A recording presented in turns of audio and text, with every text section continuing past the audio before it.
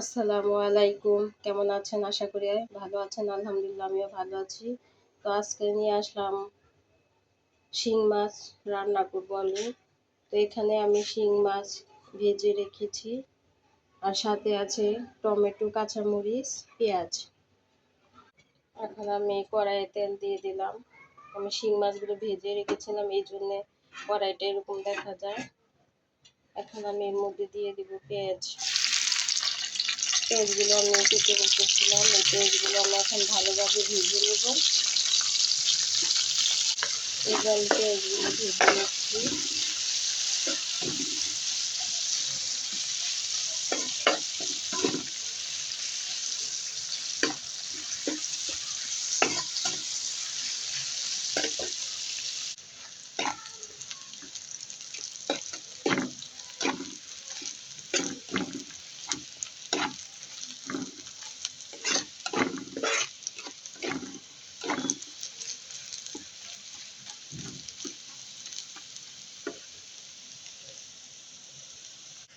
এখন আমি টমেটোগুলো দিয়ে দেব। টমেটোগুলো দিয়ে দিলাম। এখন পেঁয়াজের সাথে টমেটো আমি ভেজে নেব ভালোভাবে, যাতে টমেটোগুলো ভালোভাবে সিদ্ধ হয়ে যায়।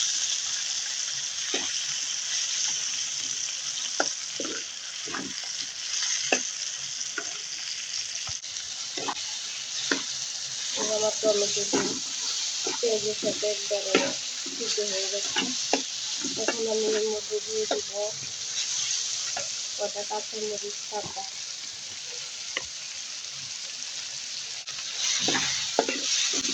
এখন আমি এর মধ্যে দিয়ে দেব অল্প একটু পানি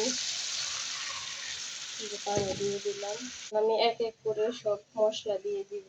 এখানে আদা রসুন বাটা দিয়ে দিলাম। এখন দিয়ে দিব হলুদের গুঁড়া। এখন দিয়ে দিব মরিচের গুঁড়া। এখন দিয়ে দিব লবণ পরিমাণ মতো। একটু জিরার গুঁড়া দিয়ে দিব, একটু ধনিয়ার গুঁড়া দিয়ে দিব। দিয়ে ভালোভাবে মশলাটা আমি কষিয়ে নেব।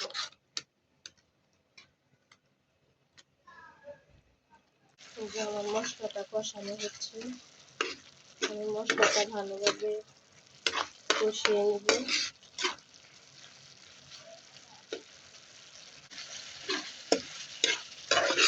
আমার মশলাটা কষানো হয়েছে। এখন আমি এই যে ভেজে রেখেছিলাম মাছগুলো, ওই শিং মাছগুলো, সেই মাছগুলো আমি দিয়ে দিব।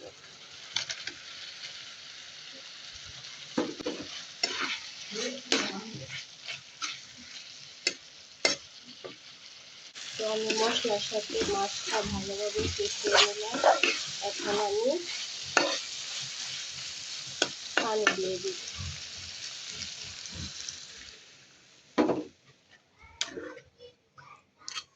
এখন আমি ঢাকনা দিয়ে ঢেকে দিব।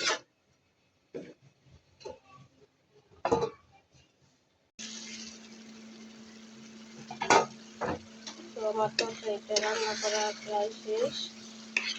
এখন আমি চুলা থেকে নামিয়ে নেব। তো আমার রান্নাটা কেমন হয়েছে আপনারা কমেন্ট করে জানাবেন। যে যেখান থেকে ভিডিওটা দেখছেন দূরের কাছে, তো সবাইকে ধন্যবাদ। আর সবাই একটা লাইক, কমেন্ট, শেয়ার, সাবস্ক্রাইব করে নেবেন। তো সবাই ভালো থাকবেন। আবার নতুন আরেকটা রেসিপি নিয়ে আসবো। আল্লাহ হাফেজ।